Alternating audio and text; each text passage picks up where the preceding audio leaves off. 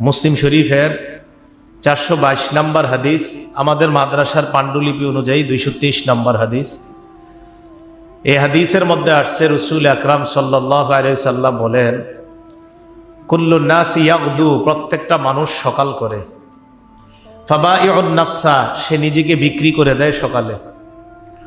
কিভাবে? ফামুআতিকুহা, হয়তো সে ইবাদতের মাধ্যমে আল্লাহর আযাব থেকে নিজেকে মুক্ত করে, তার মানে নিজের জীবনটা আল্লাহর জন্য বিক্রি করে, আর ওই ইবাদত দিয়ে আল্লাহর আযাব থেকে নিজেকে মুক্ত করে।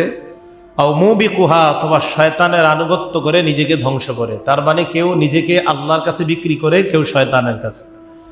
আল্লাহর কাছে যে নিজেকে বিক্রি করে সে ইবাদতের মাধ্যমে নিজেকে জাহান্নাম থেকে মুক্ত করে, আর যে শয়তানের কাছে নিজেকে বিক্রি করে মুবিকুহা, সে নিজেকে ধ্বংস করে। নাউজুবিল্লাহ।